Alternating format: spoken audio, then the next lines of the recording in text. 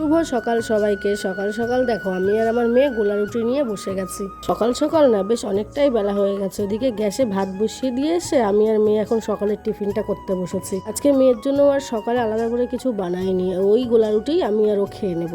আমাদের এখানে কদিন টানা বৃষ্টি হচ্ছে, তাই একটু উঠতে দেরি হয়ে যাচ্ছে। তাই ভাবলাম কি মেয়ের জন্য আর আলাদা খাবার না বানিয়ে একসাথে গোলা রুটিই করি। গোলা রুটিটা যেহেতু একটু নরম হয়, তাই ওরও খেতে খুব একটা অসুবিধা হয় না, ঠিক খেয়ে নিতে পারে। ভাতের মধ্যে একটা ডিম সিদ্ধও দিয়ে গেছিলাম। আজকে মেয়ের জন্য বানাবো সিদ্ধ ডিম ভাজা করে ডিমের ঝোল। আমাদের জন্য ডিমের ঝোল বানাবো, কিন্তু আমাদেরটা অমলেট করে ঝোল হবে, আর মেয়েরটা সিদ্ধ ডিম দিয়ে আলু দিয়ে ঝোল হবে। যেহেতু মেয়ে নিয়ে একা থাকি, তাই আমার এভাবেই ঠিক ওকে কোলে নিয়েই সব কাজ করতে হয় সারাদিন।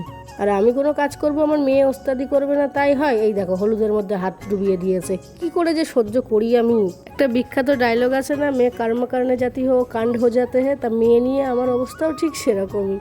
বেশ অনেকদিন পরেই এভাবে ডিমের অমলেট করে ঝোল বানাবো। এদিকে আমার বিছানার চাদরের উপরে দেখো কি অবস্থা করেছে। কেউ কি বুঝতে পারছো এটা কি হয়েছে? যেহেতু আগেই বলেছি যে আমাদের এখানে টানা কয়েকদিন ধরে বৃষ্টি হচ্ছে, তাই বিছানার চাদর তোলার মতো কোনো পরিস্থিতি নেই, তাই চাদরের উপর দিয়ে এইভাবে কাঁথা পেতে দিচ্ছি। আচ্ছা, তোমাদের কি কখনো এরকম জোড়া তাপ্পি দিয়ে চলতে হয়? হলে অবশ্যই জানিও। চলো আজকে তাহলে আসি, দেখা হবে পরের ভিডিওতে।